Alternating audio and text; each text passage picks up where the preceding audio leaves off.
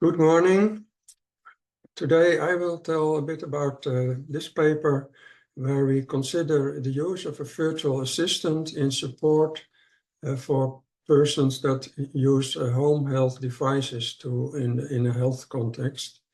The idea is that in the future, and it actually maybe already a bit now, our populations are aging more and more, and so there are many people that need more support for health. And while the number of healthcare workers is decreasing because of the bias in the population distribution over ages. So that creates a real problem more for the future than it is now. And therefore, it's good to be able to help yourself by home health devices. And the question then is whether you are on such an age that you still can do that well, or you need some support for that. And that's where we use the virtual assistant for it. The work has been done by a team of members from the Hague University of Applied Sciences, especially the Risk Management and Cybersecurity group, led by Peter Roelofsma. And I'm Jan Treu, and I'm affiliated to both organizations, also to Vrije Universiteit Amsterdam. So that's the idea that we want to see the impact of using a virtual assistant to support patients at home. And to do that, we make a computational analysis by having designed adaptive network model and to demonstrate how the access to such a virtual assistant helps to create a better situation with more efficiency and more confidence. And the virtual assistant is able to give support when there are questions about how to use a device. Maybe the virtual assistant can monitor whether things go wrong. And then the whole thing should work better and it should have a lot of advantages in the end. That's the general idea for the future. So that's the thing that we want to investigate here in some more detail. There's the modeling approach that we use is based on adaptive network modeling, and I will look into that a bit more in detail. So it's also useful if in next presentations they use the similar type of approach, and then there is already some knowledge about it. So what is a temporal causal network? That's the name of the type of networks that we use. There is connectivity, like in all networks. There are nodes, we call them also states, and a node can be connected to another node, like X influences Y, and then it can be with certain weights, like in omega X, Y. That's actually similar to what you also see in neural networks, that for people that are familiar with that. But we also consider as a characteristic the way of combining different impacts of a number of nodes on one given node Y. And that's what we do by a combination function. Actually, this also relates to what is sometimes called an activation function. But we use that in a differentiated way. We can use different of them for different nodes.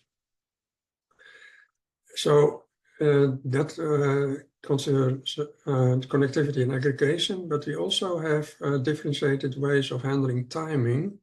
It's possible to create different timescales for our models for different states, so that not every state needs to be in a kind of synchronous way, change in the same type of speed. So that's where we use the speed vectors for. So based on such a structure description of a network, you can have dynamics, and that means that the states have activation values, yt, that change over time t, and that's called dynamics within a network. This is again also seen in neural networks. But you can also have dynamics of a network where there is learning, and then some network structure characteristics change over time. For example, there can be adaptation of connectivity, it can be adaptation of aggregation, and there can be adaptation of timing. Like connectivity adaptation, that's changing connection weights. That's also familiar for people that know neural networks very well. But the other types of adaptation, they are also impossible and also incorporated in our approach. They are actually also occurring in nature, like changing excitability thresholds. There is a lot of recent neuroscience literature about that it happens. And we also consider timing adaptation, that the speed of things can change, which also is supported strongly from neuroscience literature nowadays. So how do we model this type of adaptation? In general, what you see often is that people describe adaptation just by writing an algorithm or even a piece of program code to describe it. We do it in a more network-oriented way, the conceptualization, based on the idea of self-modeling. Well, to explain that, I need some metaphor. That's what I call the picture-in-picture metaphor. Suppose you have a picture, and or maybe I should say, suppose you have a situation like this, and you make a picture of it, and you include it in the situation. This is the picture, and you just include it in the situation. And of course, in this case, the overall thing is still also a picture, so therefore in this case, we can call it a picture-in-picture metaphor. So that's the idea. So the network should have a self-model, which is a kind of picture of its own structure within the network. And this idea also relates to something called mise-en-abîme. That's a technique where you can have in a painting or even in a novel or in a movie, a story into a story. So, for example, you create, you write a novel, for example, and the novel is about writing a novel. And then you can do some experiments with yourself in the novel, like in the character in the novel, which is not you, but you are the writer of it, but still can have some characteristics for you and can still have some developments that you don't have in reality, or maybe you want to have in reality. So that's the metaphoric side of it. How do we do that in networks? So we need a picture in the network, and we want to use it to also change our network, the structure of it. So this is the base picture, this is the self-model, and the magic now is this. Suppose that we change something in the self-model, like I put the word Kim here, the name Kim. And suppose magically then this name also occurred in reality, in the whole network. So if it's in the self-model in the network, automatically it can be linked to the whole network. Of course, for reality, this would be a bit magical. For example, if you just bought a house and you have a very nice view out of your window, you think, I will make a painting out of that. And while you paint it and you're almost finished, you see some parts of your landscape that you really don't like. It's a kind of technical device and you prefer some green thing like a tree or so. So you decide to erase it from your picture and to paint instead a tree there. And if now suddenly after you finish the painting, there is a real tree also in the reality, well, that is the magic. Of course, in reality, such magic is not so easy.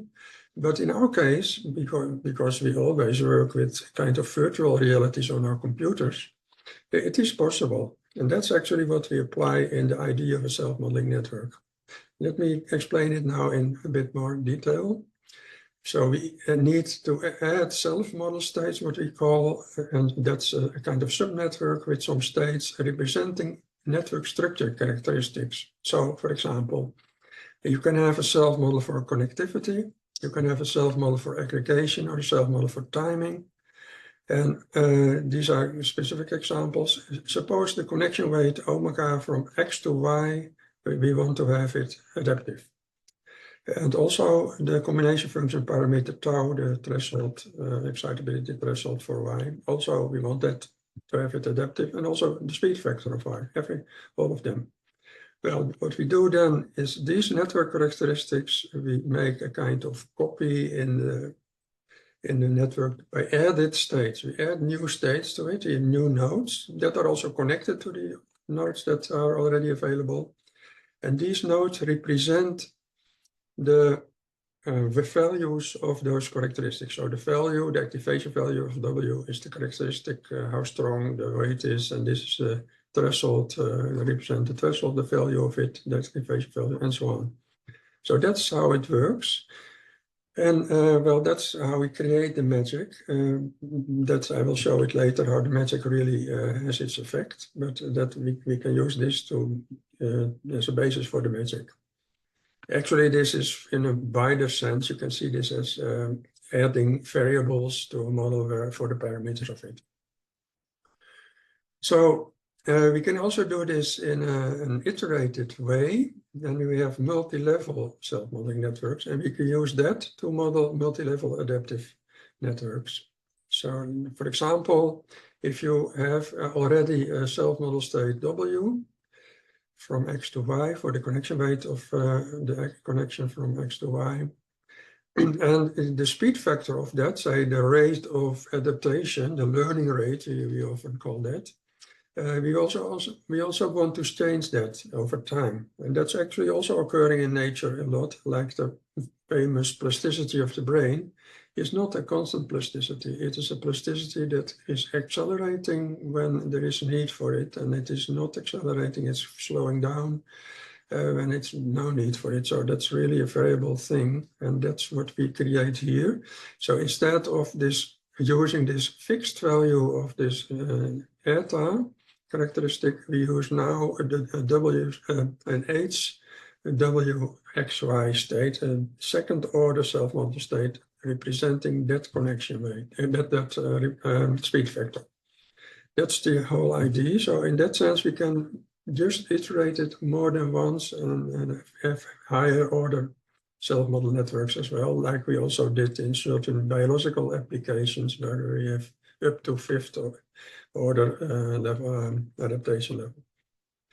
So that's the idea. We have network characteristics for a first order self-model state, and then you create next second order self-model state for that, and then it becomes adaptive in the same way. So how does it work then overall? The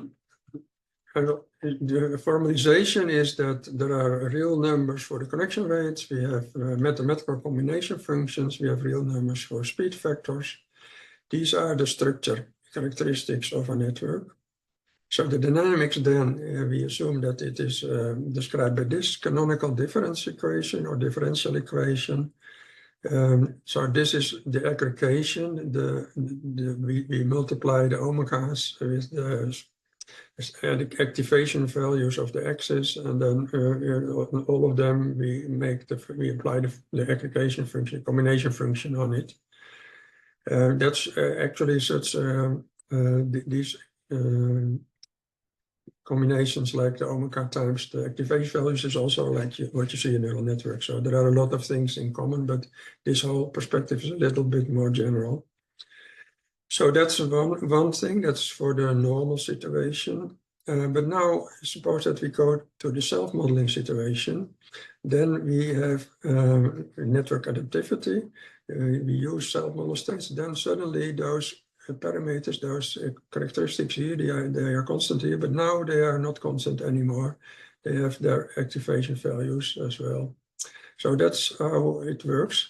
We have a software environment that runs these things up to an arbitrary high numbers of level.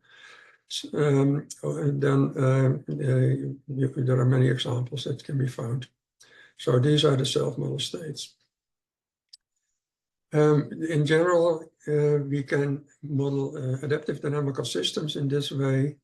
And for example, if you have a network model of n states, it represents in a certain way n differential equations that are interacting with each other. It has been shown in this type of literature, you can find it there, that any smooth multi-level adaptive dynamical systems can be represented in this way. So you can talk about the canonical network representation of an arbitrary high multi-level adaptive dynamical system. Okay, let's then go back to the application for this paper, for this presentation here. This is the network model that we have created here. It describes different ways of using the devices at home for your health, and also the incorrect and correct things that come out of it. This is the base level, and these are two first-order self-model states modeling connection rates of different connections. And how does it work then? This is a list of states and explanation that you also can find in the paper. Well, there are pathways here that lead to incorrect uses, these actually, and there are pathways that lead to correct uses. And we assume that from time to time the doctor has some check and then can give feedback. So then you can have a negative evaluation or positive evaluation. Of course, the doctor cannot do that every minute, so it will be only once in a while when he still has time in the future. So based on that, we have these learning effects, and we consider in this model both learning by the patient, learning to use the device better, based on advices from the virtual agent, virtual assistant, but also we assume in this case that the virtual assistant also has some learning capabilities that it can learn and become better over time. So that's the idea of the model. And we have done a number of simulations with it and then came to some results. And these results, they underscore that it's for the potential of home health devices, it is good to have some extra support by using such a virtual assistant, and such a support can become better over time by learning both from the patient side and from the virtual assistant side. Okay, I thank you for your attention. Are there any questions?